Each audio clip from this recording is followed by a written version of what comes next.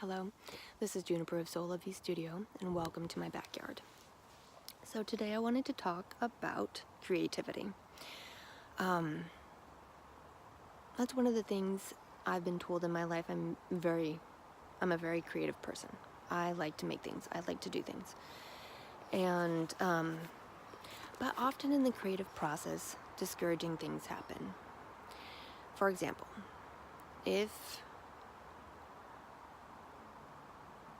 this actually happened quite a few times. So, when I was a teacher, people had what was called the main lesson book, and that was basically it was a textbook.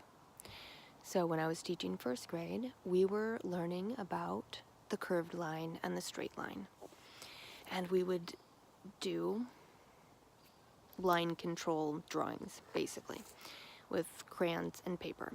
But the thing with the main lesson book was that you weren't allowed to rip a page out and start again. So, everyone's main lesson book was the same color, was the same paper, had the same color spiral on it, and every child in the class had the same set of crayons.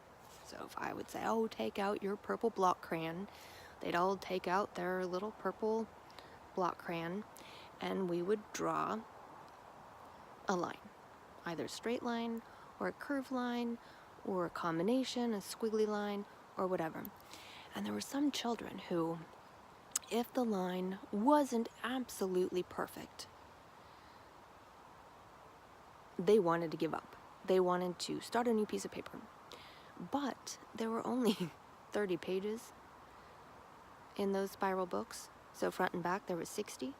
And if we're going to get through practicing drawing those lines, because we did it on practice paper first, but if we are going to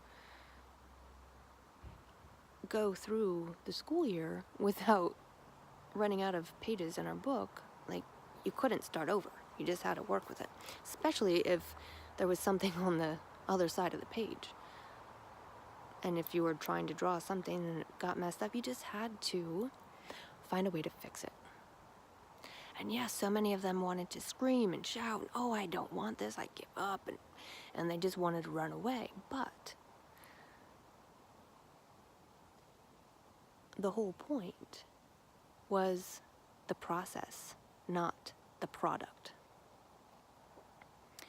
So it was necessary to get them to calm down, and then to have them figure out a creative solution of how to fix it. And yes, I could have said, oh, well, just make that line thicker and then you can even out the part that you don't like, or whatever. But I didn't want to tell them what to do. I wanted them to use their creativity and to problem solve how to remedy that line and not be the victim. Oh, that line just ruined everything. Well, who drew the line? You drew the line. I mean, of course I wouldn't say that to them because they were already in quite an emotional state, but ultimately it's learning to take responsibility for what you do and how you interact and things that come up or things that happen, and making the best of it. Because those children,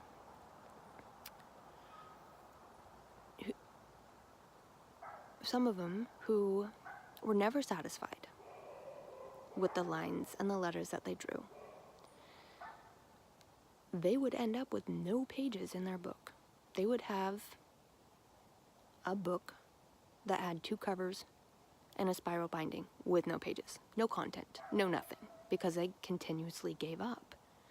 But if you don't give up and you try to work out how to fix it, how to make it the best you can, then the children in my class, they ended up with a book that they had created themselves, that they could tell you the stories connected to those drawings of the straight and the curved line and lines in between, and the letters and the this and the that, because there was always a lot of backstory to it, and it was really the process more than the product that was important. But at the end, they all had completed books that were a finished product. And that gave them a sense of accomplishment. And yes, there were mistakes. Of course, we're human, we make mistakes. But the perseverance and the creative problem solving can really help you to accomplish something, even if it's not perfect. And I'm hoping that by encouraging those children to make the best out of those purple lines that got unruly, that in the process of creatively problem solving, that they will learn to not be a victim in life, not to quit, give up. Oh, the world is terrible. Oh, everyone is out to get me. Oh, everyone is so mean and horrible. When that's not the case at all. Yes, things happen that you don't like. And if something is perpetually creating dysfunction in your life, yes, it may be time to visit a creative solution of how to either remedy that situation, or maybe it's something that just doesn't serve you and it needs to be composted. So at the end of the day, once in a while, when a student had really drawn an unruly line, I would give them permission to glue a piece of paper over that and start over, but they'd have to practice first. So once in a while, you do need to put that extra piece of paper on and try again, because that old way of doing things, or that old start of something, was no longer necessary. But that was recorded in their book by having a glued piece of paper in. So not to be the victim, but to remedy the situation the best that you can. And if you absolutely have to let certain things go, then you do. Not saying that if you have a pair of shoes and the soles have split and you're walking in rain and the puddles are making your feet wet, yeah, maybe it's time to get rid of that pair of shoes because they're no longer serving you. But at the same time, if it's just because you don't like the color of the shoes anymore, that's not necessarily a reason to abandon them. Anyways, creativity and finding unexpected solutions to things that come up in your life, to have that sort of mental flexibility, to be able to look at something objectively without emotion, and to create a plan B, C, D, and E